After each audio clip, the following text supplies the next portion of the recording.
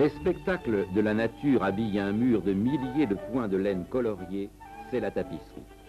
Jean Cassou, spécialiste de l'art contemporain, place la signature de Don Robert parmi les plus valables de son temps.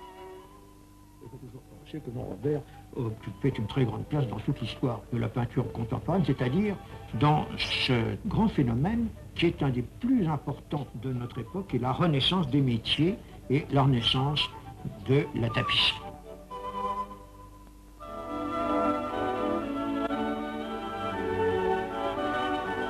La tapisserie, c'est d'abord l'observation. D'elle naît le croquis, puis viendra le carton. Les images inchangées des animaux et des fleurs favorisent pour Don Robert l'évocation des premières années de son métier de peintre. Quand j'étais tout petit, j'ai commencé à crayonner avec des charbons sur les murs, au grand désespoir des gens de la maison.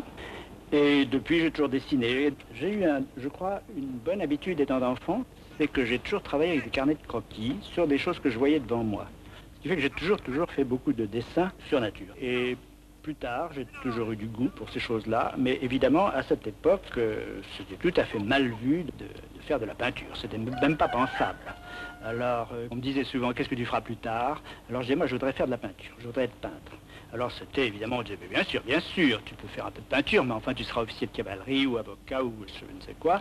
Et pendant les moments de détente, on peut faire un peu de peinture, c'est très très normal, mais évidemment ce n'est pas une vie, on ne peut pas consacrer sa vie à la peinture. Alors mes parents ont été évidemment assez réticents, jusqu'à ce qu'enfin j'ai pu entrer à l'école des arts décoratifs après mon bachot.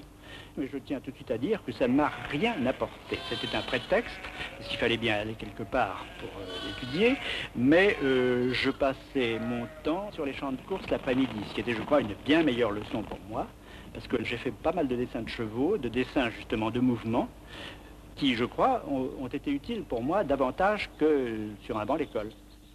Comment peut vivre un homme dont chaque tapisserie se vend de 12 à 15 millions d'anciens francs? Mène-t-il la vie d'artiste? Est-il un flambeur, un habitué des palaces internationaux? La réalité est toute différente. Le nom de Don Robert est celui d'un religieux. Soumis à son ordre, lui apportant ses gains, Don Robert est moine à l'abbaye d'Ancalca, dans la Montagne Noire.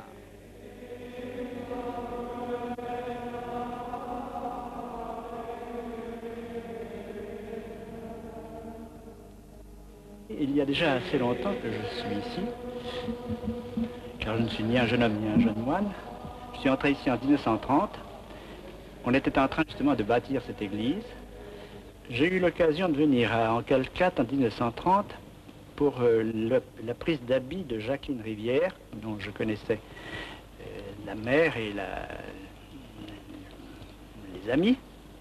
Nous sommes venus à plusieurs de Paris. Nous étions ici 2 religieux qui sont ici maintenant, donc Clément, Jacob et moi-même. Plusieurs jeunes filles nous accompagnaient, la fille de Claudel, la fille de Copeau, plusieurs autres, qui sont toutes entrées dans les ordres depuis, qui sont toutes devenues religieuses.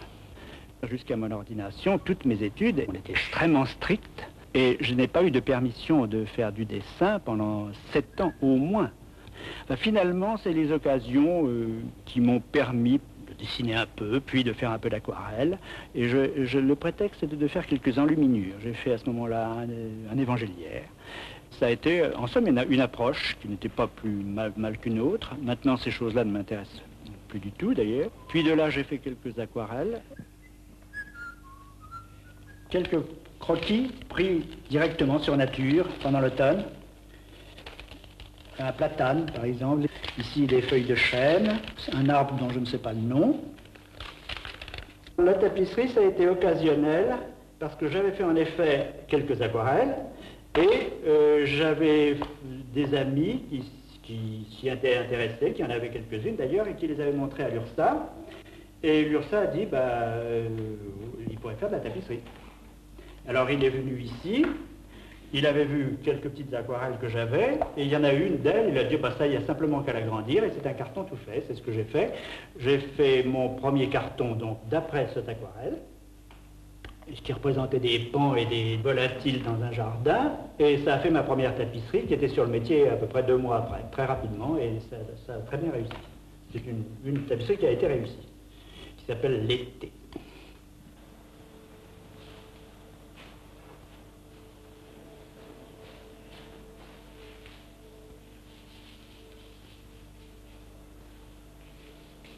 Je ne fais pas mes cartons en couleur, mais chiffrés. Et ça, c'est une méthode au fond que l'URSSAF donnait comme bon principe et auquel je me suis toujours tenu, qui me paraît être excellent. Pour moi, les cartons peints, en tout cas pour moi, c'est une erreur. Le dessin exige quelque chose de plus rigoureux, de plus nerveux, de moins mou, de moins vague. Et je crois que ça cadre mieux avec la tapisserie. Seulement, ça demande beaucoup plus de travail. Et c'est pourquoi je perds un temps énorme à ces cartons, parce qu'il faut que je chiffre chaque détail. Il ne faut pas laisser le plus petit détail, même un millimètre carré, au hasard, parce que le lissier, lui, ne fait que prendre ce qu'on lui donne. Les chiffres correspondent naturellement à des couleurs. L'URSSAF disait qu'il y a une trentaine de couleurs, c'était le grand maximum. Moi, j'en emploie à peu près une quarantaine. En fait, c'est très peu comparé à ce qu'on a fait à d'autres époques, au XVIIIe siècle, où il y en avait jusqu'à 2000, qui était le principe des gobelins, c'est-à-dire extrêmement subtil, mais il est évident que parmi ces couleurs si nombreuses, il y en a beaucoup qui sont trop délicates, qui n'ont pas de solidité et qui sont justement à rejeter. Et pour ajouter des nuances encore plus raffinées, on fait ce qu'on appelle à Aubusson des battages ou des battus, c'est-à-dire on fait passer comme par un peigne une couleur dans l'autre, ce qui fait qu'à l'éloignement, les nuances font un passage très subtil.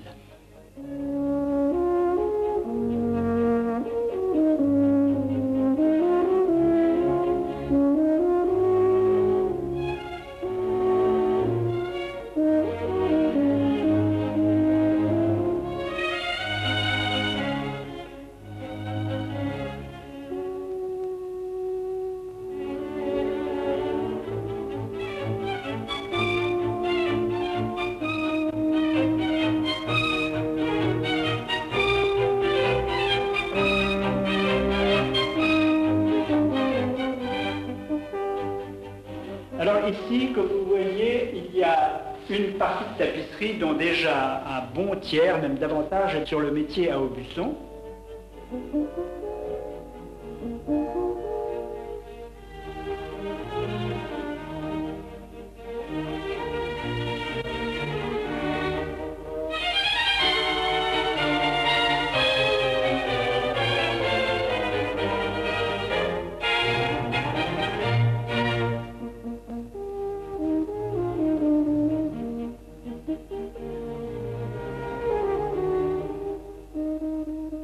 Comme vous pouvez le constater, la tapisserie est tissée à l'envers, et ce qu'on voit, c'est le dos. Alors vous voyez que c'est un automne.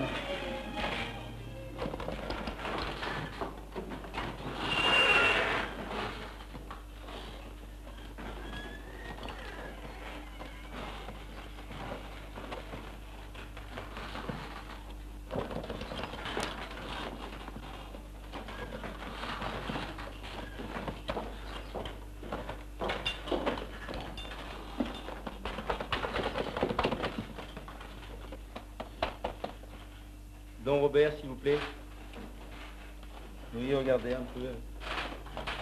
Oui. Est-ce que vous trouvez que ça s'est poncé ou il y a un peu plus sur clair? Je crois que ça a l'air d'aller, d'après ce que vous m'aviez montré tout à l'heure. C'est tout à fait ça. Avec les bruns, les chinés bruns et noirs vont bien, toujours en étant plutôt vers le foncé que vers le clair, plutôt. Mais je crois que c'est très très bien parti, ça. Oui, oui.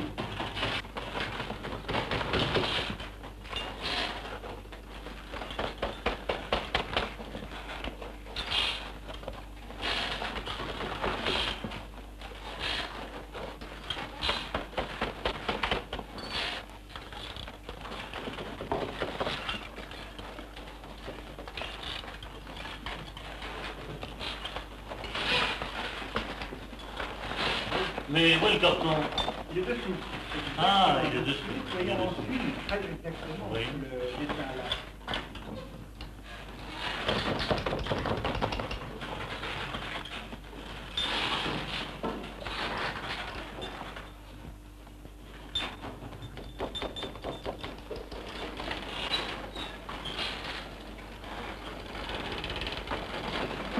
Et les laines que vous utilisez sont des fils de laine ou c'est le pur ou c'est mélangé avec d'autres matériaux Non, c'est de la laine pure.